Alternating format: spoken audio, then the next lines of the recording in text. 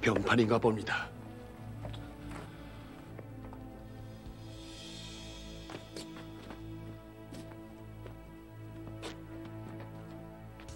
예판 대감의 서차를 받고 달려오는 길이 오면 대체 무슨 큰일이외까?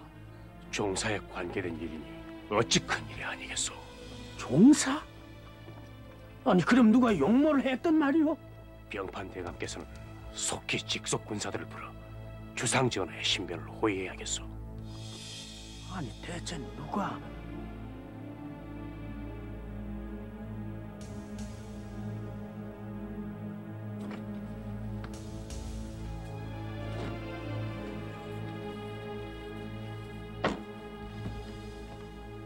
이것은 어필이요. 병판대감, 여기 적힌 자들을 즉시 잡아들이라는 명이시오.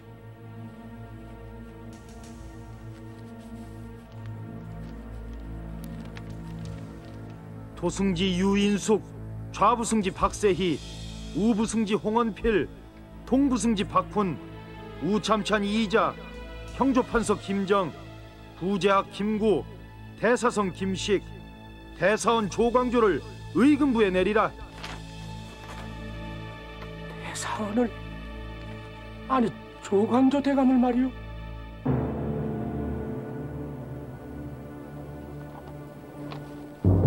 대사헌 조광조가 누구인가?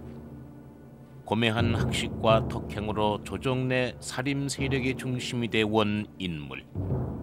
임금과 백성들의 신망을 한몸에 받아왔던 인물이었다.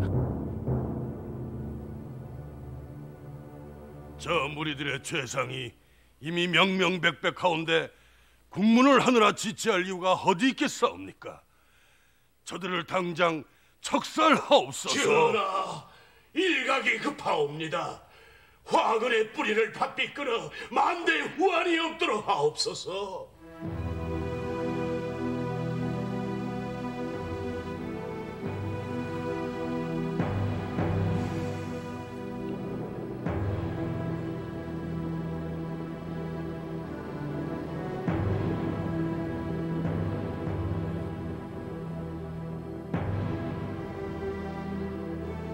무슨 죄가 있는가?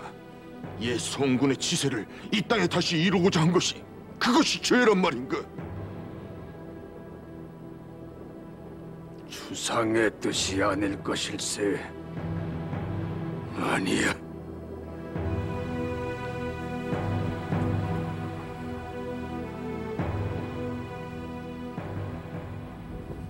이 문이 바로 경복궁의 북문 신무문입니다.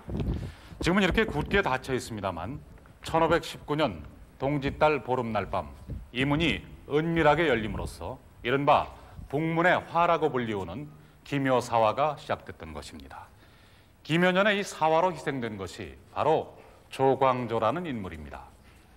후세 사가들이 100년에 한 번 나올까 말까한 큰 인재로 평가하고 있는 인물이 이 사건으로 해서 당시 정치 무대에서 제거되고 말았던 것입니다.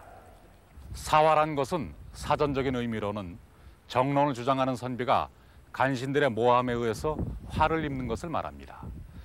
그러나 우리가 여기서 한 가지 짚고 넘어가야만 할 것은 이날 밤의 사건이 어디까지나 왕명에 따라서 이루어졌고 조광조는 당시 중종이 그 누구보다도 총애하는 신하였다는 사실입니다. 그때까지 두 사람은 라이벌 관계라기보다는 지극한 동반자적 관계로 보여지고 있었습니다. 만약에 모함이 있었다면 중종은 왜 조광조를 비호하지 않았을까요? 도대체 무엇 때문에 이날 밤 안으로 그를 죽이려고까지 하고 있는 것일까요?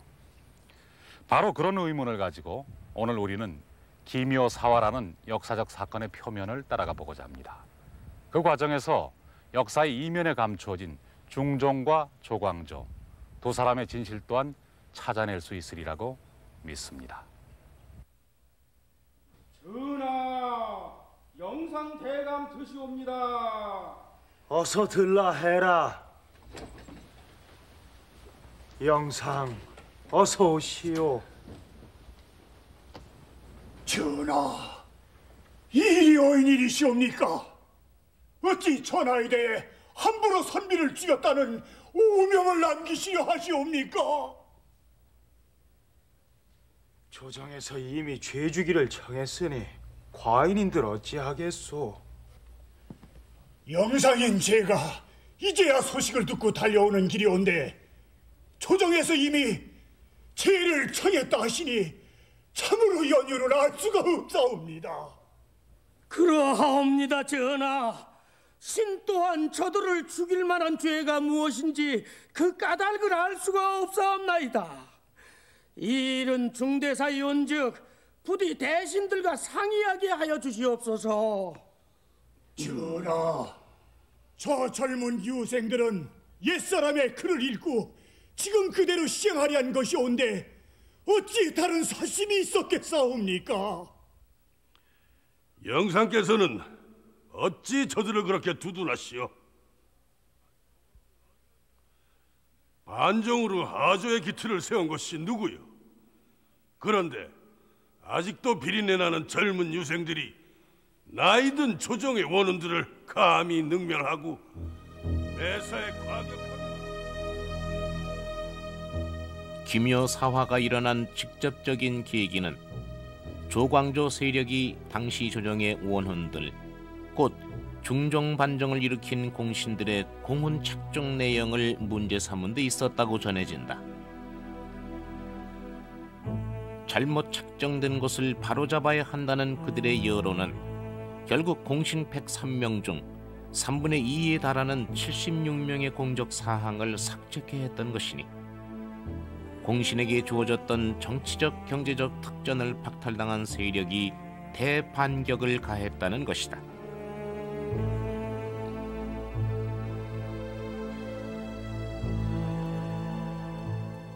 반정공신, 중종은 그들에게 추대된 왕이었다. 전조 연산군을 패한 반정 세력이 성종의 둘째 아들이었던 그를 왕위에 올립했던 것이다. 따라서 그들 반정공신은 중종의 존재 기반이면서 동시에 중종을 속박하는 숙명적 조건이었다. 정사의 실권은 왕이 아니라 반정공신들에게 있었다. 처단된 역신 신수군의 딸이라는 이유로 그들은 왕비 신씨의 폐비를 강행했으니 쫓겨난 왕비는 매일 인왕산에 올라 바위에 치마를 펼쳐놨고 중종은 멀리서 그것을 바라보는 것으로 그리움을 달래는 것이 고작이었다. 그 애틋한 치마바위의 일화는 당시 중종의 무력함을 여실히 드러내줄 뿐이다. 그리고 10년, 두 번째 왕비 장경왕후가 승하한 뒤 순창군수 김정과 담양보사 박상이 왕년에 폐비한 일이 명분 없는 짓이라 하여 새삼 그 보기를 조청하는 상소를 올린다. 당시의 대사관 이행은 이를 그릇된 의견으로 몰아 두 사람은 유배의 형벌을 받게 됐다. 허나 문제는 그것이 왕의 구원 상소였다는 것. 구원에 의한 상소는 처벌받지 않는 것이 관례였으니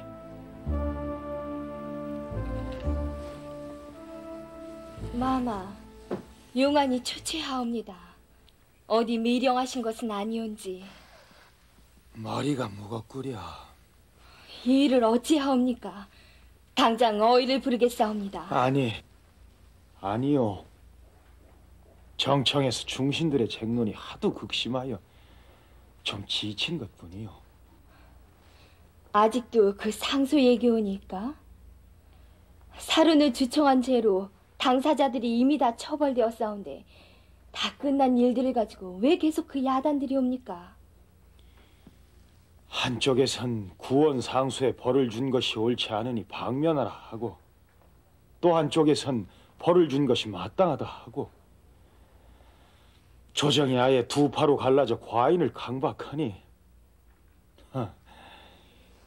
임금 노릇하기가 정말로 어렵구려. 신첩이 올리는 술 한 잔 받으시오면 피로가 풀리실 것이옵니다.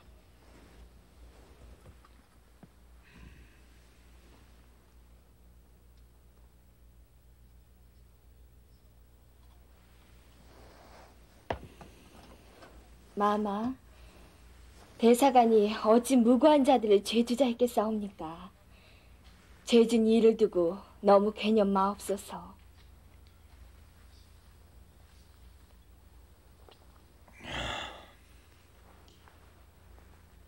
이제 와서 폐비를 다시 포기할 수야 없지. 조정이 또 한바탕 파란이 불어닥칠 게 뻔한 것을. 하나, 폐비한 일이 옳지 않다는 그들 얘기야 어찌 그러다 할 수 있겠소. 중종과 조광조의 만남은 그 상소의 회오리 속에 이루어졌다. 조광조는 그해 가을 알성시 급제 정육품직 사관원 정원직에 임명됐으니 바로 그 대사관 박상 김정에게 죄줄 것을 주청한 이행에 휘하였다. 그리고 이틀 후 첫 경연에 참석하게 된 것이다. 우정현은 경연에 처음 나가는 것이야. 예, 그러합니다. 사관원은 예사기관이 아닐세. 언론을 통한 것이야. 임금의 눈과 귀가 되어 매사에 올바른 의견을 주달해야 할 책임이 있는 자일세. 사관원의 간관이라는 직책이 얼마나 막중한 자리인지 알겠는가? 예, 명심하고 있습니다. 조정원은 오늘 처음 주상 전화를 배우니 간관의 직책에 누가 되지 않도록 말 한마디 행동 하나에도 각별히 조심을 하도록 하게. 예. 오늘 조강은 이만 파도록 합시다. 전하, 신사관원 정원 조광조 감히 한 말씀 아래올까 하옵니다. 오, 조정은 그래 무엇이오? 전하, 언로가 통하면 나라가 안정되고 언로가 막히면 나라가 망하는 법이옵니다. 임금이 간관을 두고 혹 지나친 말이 있더라도 그 말을 받아들이면 오직 언로가 막힐까 염려하기 때문이옵니다. 때문에 대간된 자로서는 먼저 언로를 잘 열어놓은 뒤에야 재직분을 다 해낸다 할 수 있을 것이옵니다. 그 말은 실로 마땅하오. 헌데 근자의 박상, 김정 등은 임금의 구원에 따라 위견을 올렸을 뿐이옵니다. 재상들이 죄주자 청할지라도 대간된 자로서는 언로를 생각하여 그를 풀어줘야 마땅할 일일 텐데 오히려 죄줄 것을 요청하고 언로를 막았으니 이는 실로 재직분을 망각한 처사이옵니다. 아니 저런 처죽일로. 전하, 신이 이제 사관원 정원이 되어 어찌 재직분을 모르는 대간들과 같이 일을 할 수가 있겠사옵니까? 박상, 김정에게 죄주기를 정한 대사원과 대사관을 파직하옵소서. 전하, 부디 언로가 열리게 하시옵소서. 언로, 요즘식으로 해석하자면 언론의 자유를 보장하는 것이라고나 할까. 그간 조정의 시비는 분분했을 때 이처럼 언로의 본질을 꿰뚫어 대간의 파직을 주청한 자는 없었다. 이 명쾌한 논리에 누구보다 감복한 것이 중종이었다. 상께서 사림의 상소를 받아들여 박상과 김정을 드디어 유배에서 푸셨으니 이렇게 기꺼운 일이 또 있겠나? 게다가 김공을 홍문관 은교로 발탁까지 하셨다니. 근자의 상께서 도학에 수임치하시고 사림의 의견에 귀를 기울이시니 조정의 기풍이 크게 달라지는 것 같네. 이 모두가 정암 자네가 언로를 열어놓은 덕일세. 아닐세 이 사람. 그게 어찌 내 덕인가. 오로지 임금의 성청이 밝으신 덕이네. 어찌 되었건 한잔 할 일일세.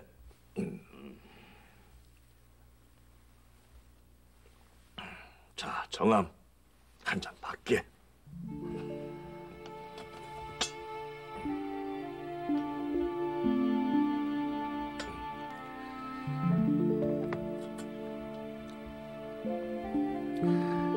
이런 임금 만난 것이 우리의 복이고 다 나라의 복일세. 그럼 그렇고 말고 이복의 동천, 우리 한번 해봄세. 모든 선비들이 힘써 주상을 도우면 우리 대 요순의 태평성대를 이루어 범직하지 않은가. 전하, 홍문관 부수찬 조광조 입골하였사옵니다. 어서 들라 이래라. 예.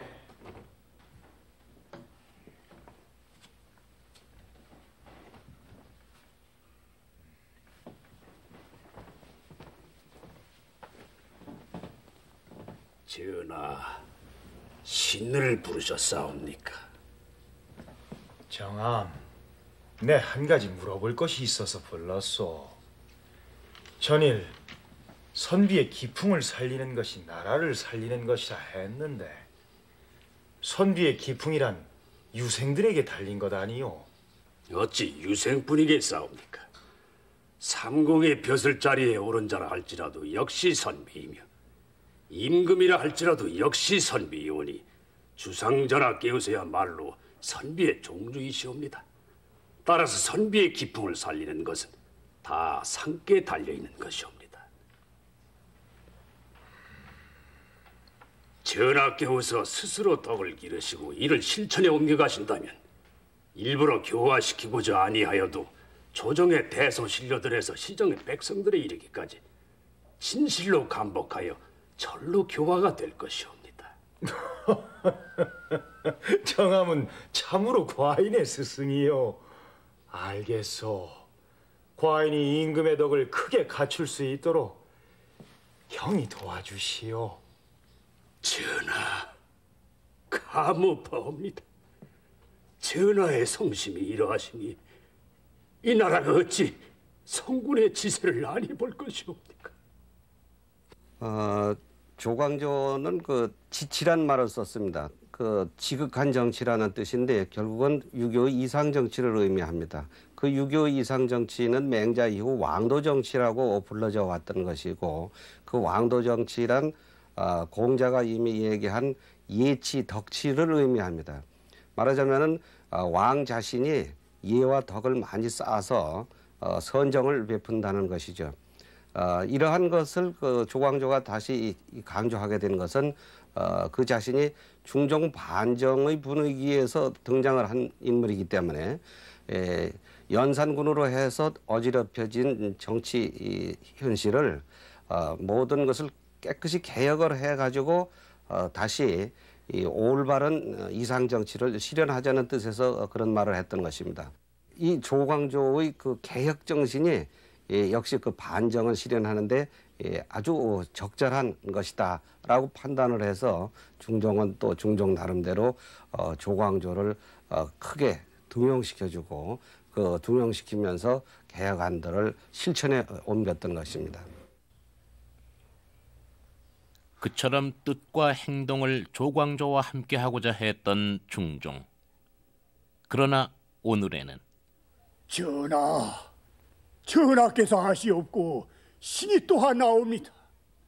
저들이 개혁을 도마음에 지나치게 성급하여 서로 과격한 점이 있었다 할지라도 그 뜻은 본시 지극히 좋은 정치를 이루고자 함에 있었사옵니다. 영상, 과인이 저들을 죄주는 것이 기꺼이 이러는 줄 아시오. 어찌 이리도 과인을 괴롭히시오. 전하, 통촉하옵소서. 죄를 주더라도 국법이 정해놓은 절차가 있지를 않사옵니까? 절차를 밟게 하시와 대신들이 논의하고 근무에서 국문하여 죄의 경중을 밝게 가려내게 하옵소서.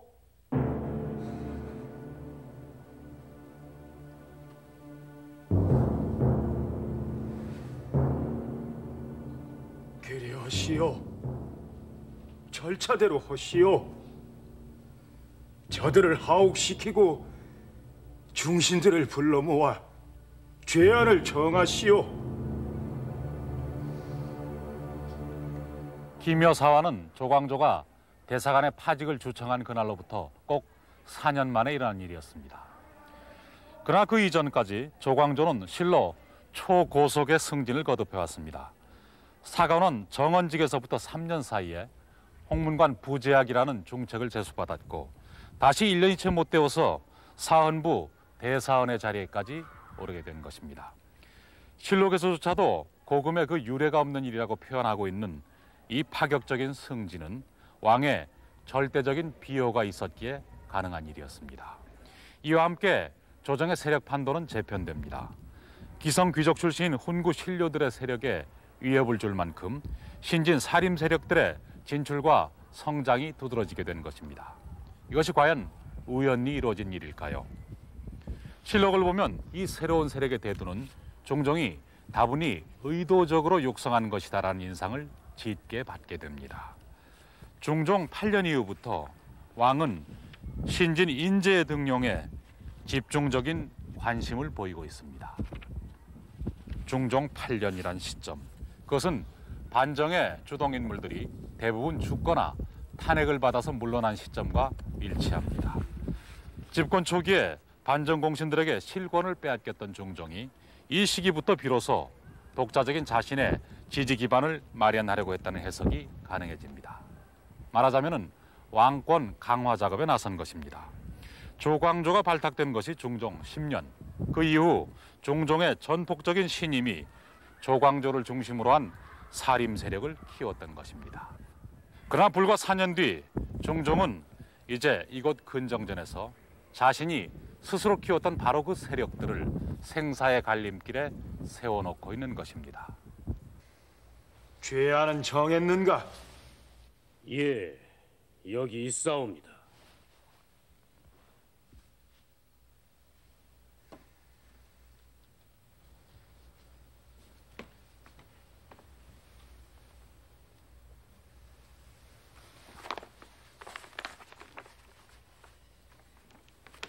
하온데 그 제안에서 누구를 우두머리로 하옵니까?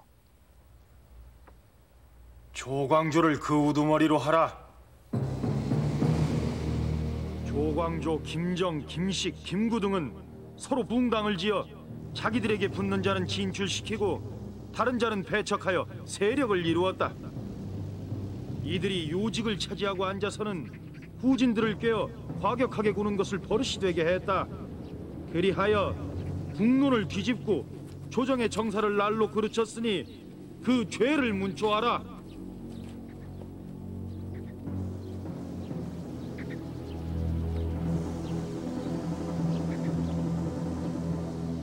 붕당을 지었더니 당치 않소. 선비가 세상에 태어나서 믿는 것은 오직 임금의 마음뿐이오이다. 관리들이 사사로운 이익을 추구하는 것에 나라의 병폐가 있는 것이요, 내가 한 것은 그 병폐를 없애려고 한 것뿐 어찌 다른 뜻이 있었겠소이까? 어명이 떨어졌소이다. 조광조, 김정은 사사하고 김식, 김구는 장 100대를 때려 절도에 안치하며 나머지는 귀양에 처하라는 명이시오. 정함을 죽여요. 상께서 어찌 이런 일이? 대감들께서는 강조가 상의 총애를 받은 것만 아시지 상을 핍박하여 미판하게 해드린 것은 모르신단 말씀이요. 돌이켜보면 화근의 싹은 1년 전 중종 13년의 한여름에서부터 이미 시작되고 있었다. 전하, 홍문관 부제학 조광조의 상소이옵니다. 정함이?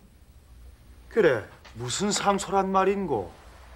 일전에 사헌부와 사관원 양사가 합사하여 상소를 올린 바도 있었사옵니다만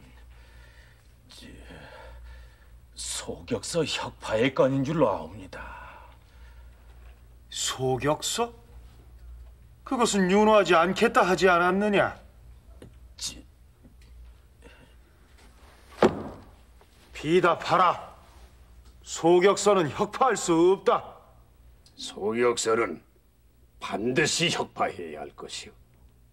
시정의 어지러운 풍속을 바로잡으려면 먼저 궁중 안에서부터 사도를 철폐해야만 합니다. 이 점 보면 집집마다 무당굿이여 도리를 지키기보다는 귀신에게 비는 것을 더 능사로들 여기고 있어요. 도학을 숭상하는 선비의 나라에서 어찌 이런 일이 있겠소? 유생이라면 소격서가 허황되고 요산사도라는 걸 모르는 이 있겠소만 이번만은 상께서 쉽게 윤호하지를 않으시니 참으로 큰일이요. 이것은 어느 한두 사람의 의견이 아니고 선비들의 공론인데 공론을 받아들이시도록 하는 게 우리의 소임 아니겠소? 옳은 말이요.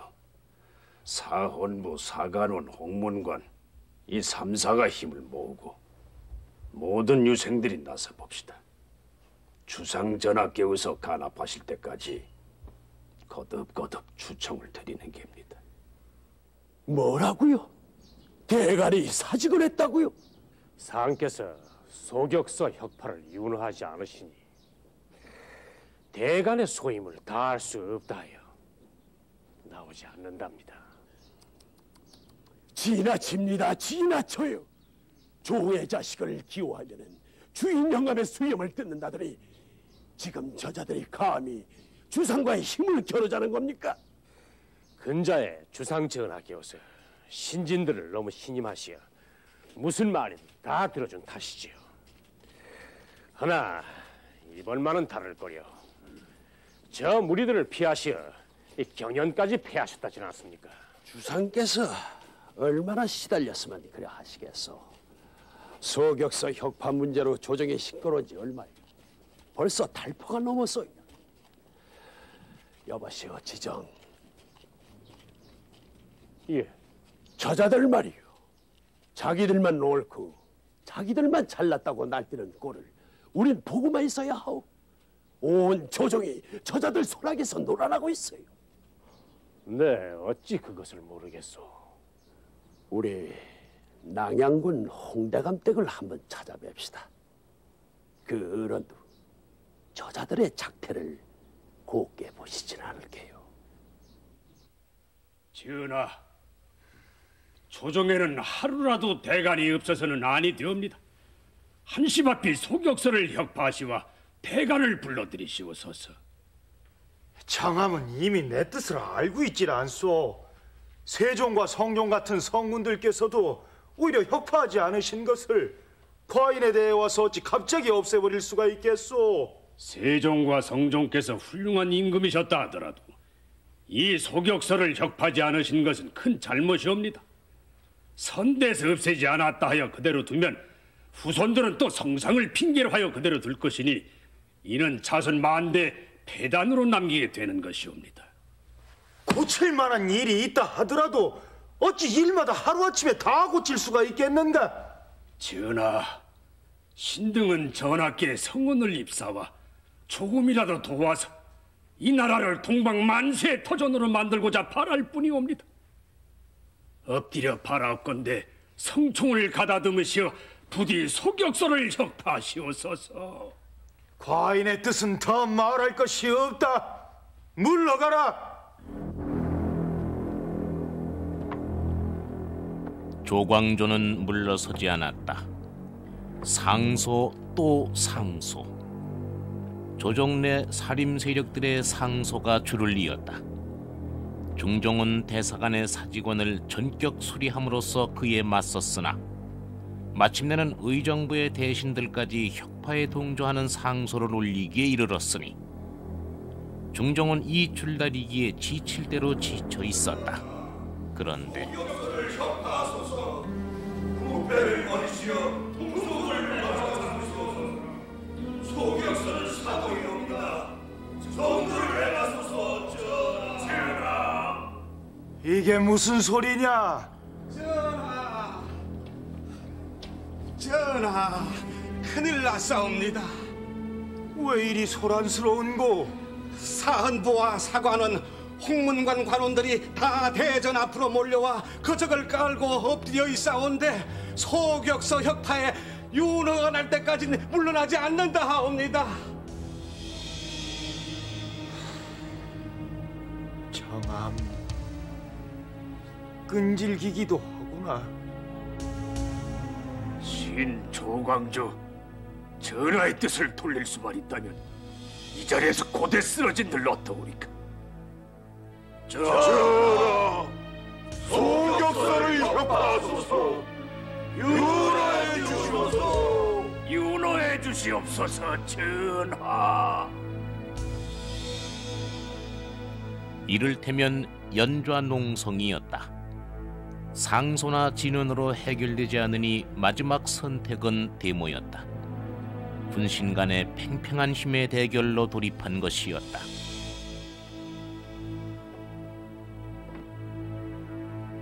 공들은 들으시오. 오늘 밤은 이미 늦었으니 물러가고 내일 아침 입시하시라는 전하의 전교시오. 신등은 내일 아침까지 여기서 대주하겠다고 아뢰게.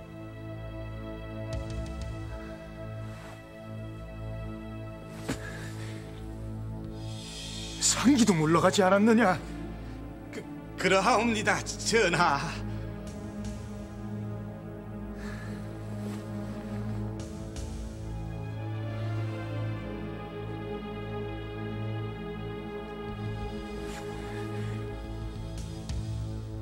내 이자들을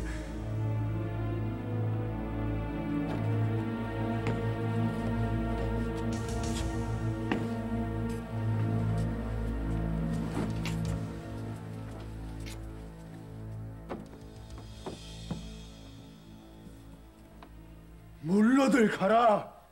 물러들 가라 하지 않았느냐? 전하, 소격서를 혁파하시라는 어명을 내려주시옵소서. 정암, 꼭 이렇게 해야만 하는 것이요.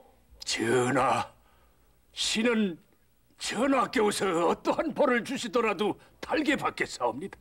다만 신등의 주청을 간합해 주시옵소서.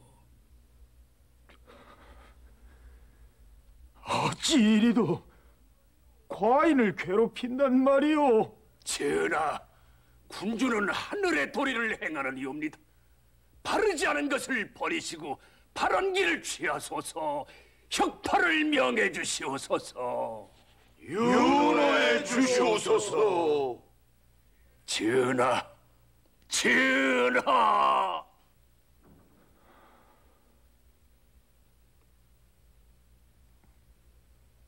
정암, 그대가 이겼소. 네, 소격서를 혁파하리다. 성이 망극하옵니다. 전하.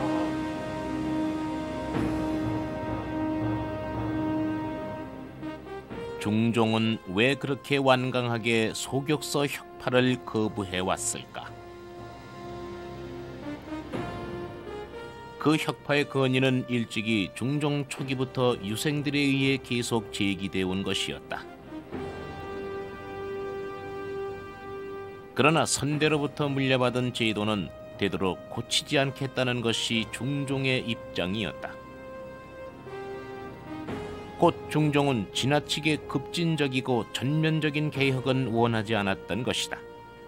바로 이 지점에서부터 중종과 조광조의 길은 미묘하게 어긋나기 시작했다. 조광조는 원칙주의자였다. 늘 정도를 지키고 임금의 천품을 갈고 닦아 성군으로 만들고자 하는 그의 충정이 중종에겐 때로 부담스러울 수 있었다. 학문을 권면하여 중종은 하루에도 4번씩 강론을 들었다. 그런데다 조광조의 진강은 길기로 유명하여 어떨 때는 종이를 그치지 않고 계속되는 것이었으니 이제 그만합시다. 전하, 군왕이 학문을 즐기지 않고서야 어찌 나라의 근본을 바로 세울 수가 있겠사옵니까? 저녁에 계속하도록 하오. 전하, 조금만 더 지체하시옵소서. 그만하자니까요. 전하, 전하. 조광조 정치 사상의 요체는 왕이 끊임없이 공부하고 수양하여 현명한 주군이 되고, 그러한 왕이 학식과 덕행을 갖춘 군자들을 가려내 그들과 함께 정치를 함으로써 이 땅의 옛 요순시대와 같은 도의 국가를 실현하고자 하는 것이었다. 때문에 군자와 소인을 구별하는 것은 중요한 일이었다. 임금은 마땅히 군자와 소인됨을 분별하여야 하며, 군자됨이 분명하면 그에게 맡겨서 의심하지 말아야 하며, 소인됨이 분명하면 그에게 엄격하게 대함이 옳사옵니다. 그러나 군자와 소인을 분별하기란 어려운 일이옵니다. 군자는 소인을 소인이라 하겠지만 소인도 군자를 소인으로 생각하기 때문이옵니다. 조광조는 새로운 방법으로 인재를 등용할 것을 역설했다. 당시 신진 사류들은 기성 세력의 상당수를 개인의 이익을 탐하는 소인배로 규정했고, 진정한 군자의 출사가 드문 것은 현행 과거 제도에 문제가 있기 때문이라 보았다. 정치의 급선무는 인재 등용에 있사옵니다.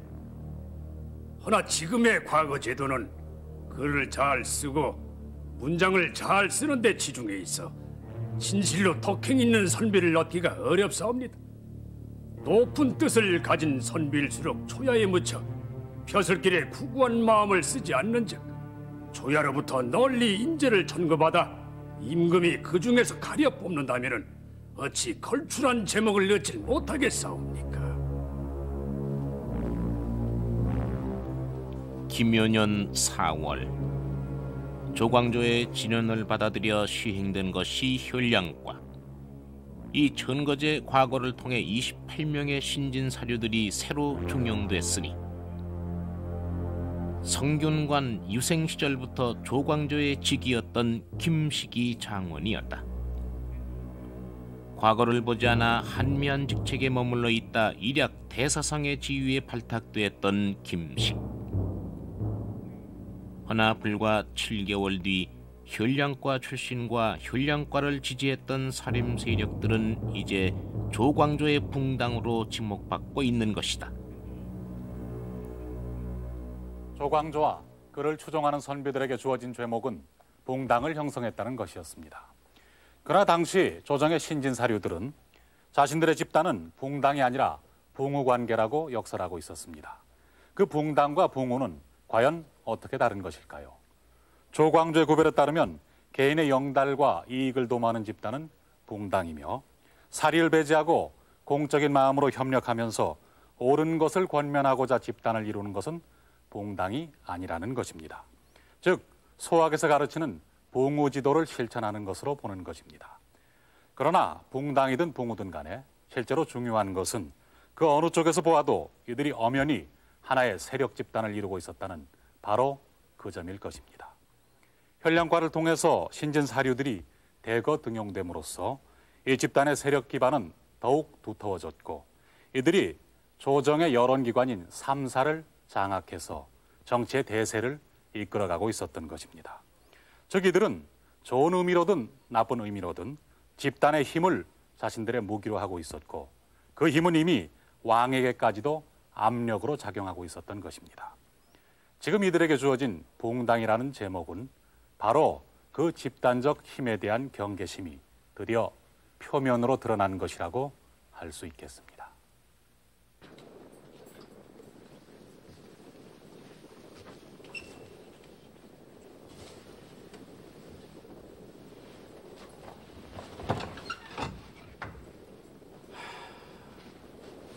정암, 내 정암을 뵐 면목이 없구려.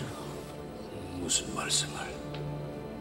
이 일이 어찌 대감의 탓이오리까? 일이 이렇게 되기까지 막지를 못했으니 내 어찌 탓이 없다 하겠소. 목이 마르군요. 갖고 오신 게 술 아닙니까? 그래, 한잔들 합시다. 내 공들과 한잔 나누려고 잘 빚은 술 한 병 받아왔소이다. 자,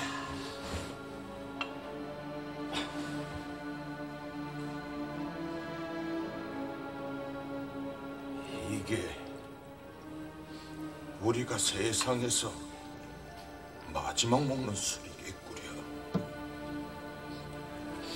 상계사, 어찌 우리를 버리시는가?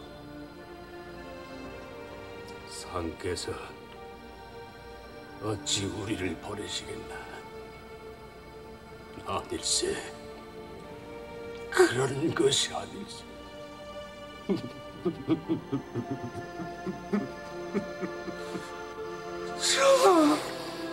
주상전하를, 우리의 주상전하를 뵙고 싶네. 정아, 내가 필무를 넣어주시고 주상전하께 말씀 한마디 사례치 못하고 이대로 영원히 하직하면 저만 못할 일이로다.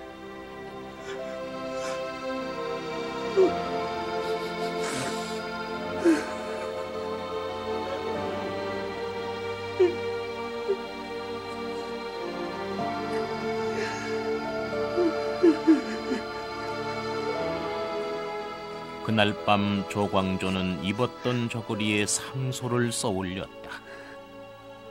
전하, 어리석은 신들은 만 번 죽어도 좋사오라. 사화가 한 번 시작되면 후일 나라의 명맥이 염려되옵니다. 상께서 계시는 곳이 너무 멀어서 생각할 말을 아를 길이 없으니 다행히 한 번 친히 국문해 주시오면 죽어도 여한이 없겠사옵니다. 정은 넘치고 말은 막혀서 더 아를 바를 모르겠사옵니다. 전하, 부디 다시 한번 생각하소서. 사사는 너무 가혹하옵니다. 그들은 고든 사람들이옵니다. 어찌 간당이란 이름으로 중죄를 내릴 수가 있겠사옵니까? 아오,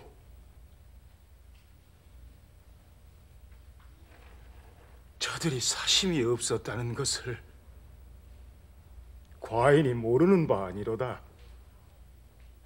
전하, 청컨대 저들이 바라는 바대로 전하께 없어 친국이라도 한번 해보심이 어떠하올런지요? 아니요, 보지 않겠소. 저들이 비록 사심이 없었다 한들 이제 돌이키기엔 그 형세가 너무 커버렸어.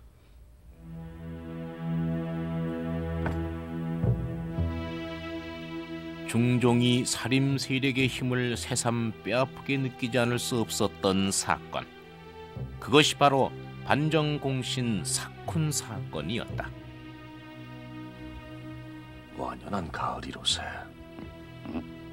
그럼 무슨 생각을 그리 골똘히 하는가? 자넨 어떻게 생각하나? 사쿤 문제 말일세. 그거야 명분이 뚜렷한 일 아닌가? 반정공신의 공은 책록이 잘못되었다는 것은 세상이 다 아는 일인데 그것을 바로잡지 않고서는 후세 누가 될 걸세. 그렇긴 하지만은 이 일은 서둘러서 될 일이 아닌 게야. 반정공신들의 공은 자체를 부정하는 것으로 비친다면 반정으로 보위어르신 주상을 부정하는 것이 되는 게 아닌가. 우리의 뜻이 그런 건 아니질 않는가. 상께서도 윤호하지 않으실 테고 풍고 대소신료들의 반발도 물론 만만치 않을 거네만. 온 조정의 선비들은 내가 사쿤을 추청하기만을 바라고 있으니 공론이라면 따라야지. 이익을 탐해 벼슬을 얻은 자가 대대로 나라의 노봉을 축내는 일은 없어야 할 터이니 인정할 수는 없소. 전하, 사람마다 부귀를 꾀하는 마음이 있사옵니다. 그 이익의 근원이 되는 일은 분명히 끊지를 않으시오면은 누구인들 자리를 이용하여 쉽게 부귀를 꾀하려는 마음을 갖지 않사오리까? 과인을 도와 반정을 한 사람들이요, 서로 조그만 잘못이 있다 하더라도 이미 공을 정하고 10여 년이 지난 일을 이제 와서 다시 개정할 수는 없소. 전하, 잘못된 일을 고치는데 정해진 때가 있사오리까? 아들, 친척, 심지어는 사돈까지 공이 없는데도 허위로 올려진 사람들이 심히 많사옵니다. 형들은 어찌 그리 고칠 일이 많어? 이 일은 다시 거론치 마시오. 감히 반정공신들의 사코를 주청해! 이를 말씀입니까? 저들의 작태를 생각하면 모골이 다 송연합니다. 현령관을 만들어서 저들의 세력만 늘려놓고 구신들 중에서 의견이 맞지 않는 사람들은 모조리 소인배를 몰아서 쫓아냈습니다. 그리고 이제는 공신들까지예요. 임금과 조정을 저들 뜻대로 좌지우지하겠다는 거지요. 남양군 홍경주, 반정 1등 공신. 또한 그는 희빈 홍씨의 아버지였다. 홍경주, 남곤, 심정 등은 희빈을 위시한 중종의 후궁들을 움직여 나라 안의 인심이 모두 조광조에게 돌아갔다는 소문을 퍼뜨렸다고 전한다. 또한 대궐뜰의 나뭇잎에 꿀물로 주초위왕이란 글자를 써서 벌레가 갉아먹게 한 다음 궁녀를 시켜 그것을 왕에게 보이게 했다. 주자와 초자를 합치면 조자가 되는 것이니 곧 조광조가 왕이 되려 한다는 의미였다. 일종의 심리전을 시도했던 것이다. 소격서 혁파 때와 똑같이 중종은 당시 대세에 밀리고 있었다. 거부하고 거부하다가 마침내 반정공신의 사콘을 윤호하지 않을 수 없는 지경에 이르러 있었으니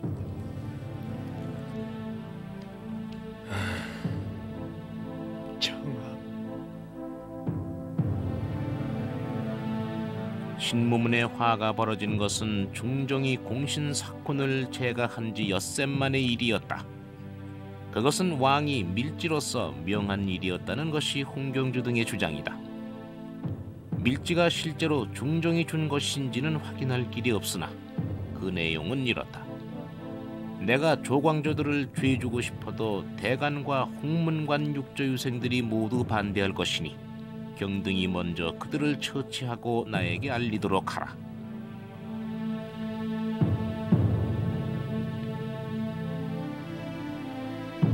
사료에 따르면 동짓달 보름날 밤부터 이튿날 깊은 밤까지, 그러니까 24시간이 넘게 조광조의 처형 문제를 놓고 중종의 의지는 번복을 거듭했습니다. 즉시 죽인다에서 율문을 적용해서 4사람을 죽인다로, 다시 조광조와 김정 2사람만을 죽인다로, 그러다 마침내는 유배령으로 결말을 지은 것입니다. 여기서 우리가 주목하는 것은 중종의 의지는 처음부터 죽인다라는 쪽에 있었다는 사실입니다. 유배령이라는 결론은 영의정, 정광필 등의 간언으로 해서 애초의 의지가 흔들린 결과였을 뿐입니다. 이것이 뜻하는 바가 무엇이겠습니까? 기묘사화가 일어난 근본에는 다른 누구도 아닌 바로 왕 자신의 판단과 선택이 있었다는 것입니다. 그러면 이제 이 문을 열고 역사적 상상의 공간 속으로 들어가 보겠습니다. 가장 신임했던 신하를 처단할 수밖에 없었던 그 이유를 중종 임금께 직접 들어보도록 하겠습니다. 나는 아직도 정함을 높이 평가하오. 높이 평가하였기에 걔를 치지 않을 수 없었소. 그게 무슨 말씀입니까? 그의 세력은 이제 날 억누르고 있어. 조광조의 의지가 임금의 의지를 꺾고 있단 말이 왜다? 옥좌에 있다고 해서 누구나 다 왕인 것은 아니오. 왕권을 지킬 수 없을 때 왕의 이름이란 한낱 신기루 같은 것에 불과한 것이외다.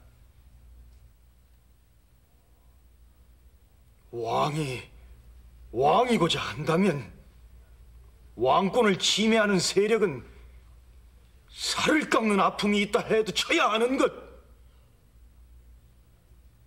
그것이 내가 정함을 죄준 이유요.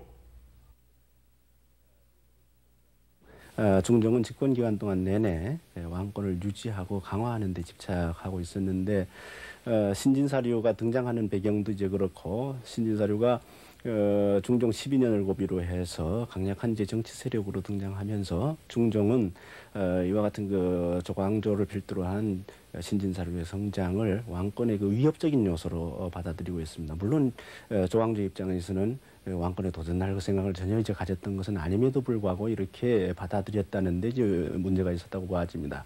그래서 이와 같은 그 중종의 입장은 아마 김효사까지 연결이 돼서 신진사류가 이제 축출되고 조광조 등이 죽음의 길로 들어서게 되는 중요한 배경이 되었다고 생각이 됩니다. 중종은 이와 같은 그 정치 세력의 조정 방식을 통해서 그의 그 목표였던 왕권 유지 강화를 이제 실현할 수는 있었습니다만은 해결해야 될 과제를 해결하지 못함으로 해서 여전히 남는 문제들을 산적하게 했다, 이렇게 이제 봐지고, 이 점 때문에 뒷날 중종은 조광조의 그 정치 활동에 대해서 아쉬움을 가졌다고 평가가 됩니다. 반정으로 추대돼서 조정 내에 자신의 지지 기반이 없었던 중종에게 있어서 왕권의 확보란 대단히 중요한 문제였습니다. 왕권을 위협하는 정치 세력은 그가 누구든 제거하지 않을 수 없었습니다. 어떤 의미에서 중종은 조광조를 권력의 라이벌로 간주하지 않았나 싶습니다. 강력하다는 것, 즉 정치적 영향력이 크다는 것, 그것이 바로 조광조의 진정한 죄목이었습니다. 마지막 순간에 사사령에서 감형된 조광조는 이곳 전라도 화순 땅 능주에 유배됐다. 그가 이 쓸쓸한 적소에서 머무는 동안 조정은 흥경주, 남곤, 심정 등 훈구 세력에 의해 장악됐고, 그가 혁파한 모든 것은 원점으로 돌아갔다. 삭제된 반정 공신들의 공호는 다시 복적됐으며 현량과는 폐지되고 소격서는 복원됐다. 정광필 등 조광조를 지지하던 세력이 모두 파직되거나 스스로 물러나 조정 안에 그를 위해 구명할 리가 없게 됐을 때 마침내 죽음의 명이 떨어졌다. 그가 의금부 옥사에 갇힌 때로부터 꼭 한 달째 되는 날이었다.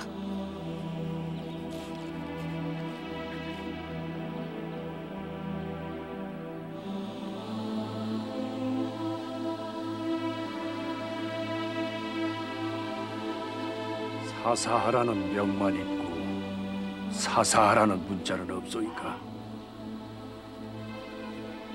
이 명을 받았을 뿐 따로 내리는 문자는 없어.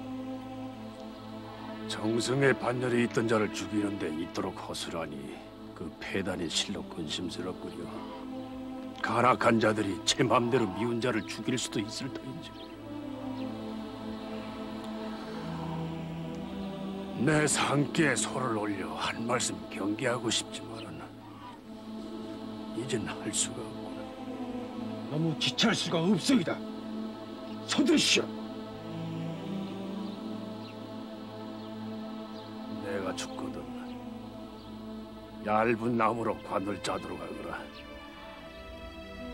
먼 길에 옮기는 이들이 불편하지 않도록 해야 할 것이니.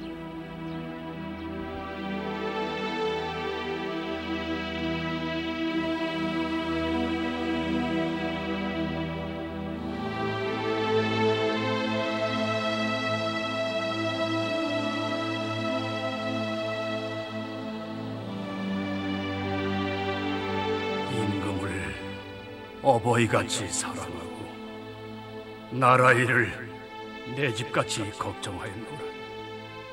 밝고 밝은 햇빛이 세상을 부어보니 거짓없는 이 마음을 훤히 비추리. 왕도는 천도다. 조광조는 늘 그렇게 역사라곤 했습니다. 하늘의 도리를 따르는 것이 곧 왕의 길이라는 뜻입니다. 하지만 어제나 오늘이나 현실 정치에서는 하늘의 도리보다는 땅 위의 법칙이 늘 우선되는 듯합니다. 중종은 왕도의 이상보다는 현실적인 왕권의 수호를 선택했던 것입니다. 그래서 왕도 정치의 동반자였던 중종과 조광조의 길은 갈라졌습니다. 한 사람은 구중궁궐에서 끊임없는 정치 세력 간의 다툼 속에서도 재위 39년이라는 긴 기간 동안 옥좌를 지켜냈고, 한 사람은 4년이라는 짧은 관직 생활 끝에 독배를 받아서 이곳 경기도 용인군 선산의 차가운 흙 속에 묻혔습니다. 그러나 그의 이름마저 영영 묻혀버린 것은 아니었습니다. 이상 정치를 구현하려고 했던 그의 짧은 생애의 기억은 종종의 재위 기간보다도 오히려 더 오래 살아남았습니다. 조광조는 선조대에 들어와 복권돼서 영의정에 추중됐고 문묘에 배양됐습니다. 뿐만 아니라 그의 이름은 조선왕조실록에 300여 군데나 등장할 정도로 후대의 귀감으로 작용해 왔습니다. 이상은 그렇게 당대의 현실보다도 더 오래 살아남아서 후대에까지 영향을 미치는 것입니다. 그것이 이상이 존재해야 할 이유이고, 또한 우리가 역사의 발전을 믿는 이유이기도 한 것입니다. 역사의 라이벌 중종과 조광조 편을 마치면서 한번 물어보고 싶어집니다. 오늘의 우리에게는 과연 어떤 이상이 있습니까?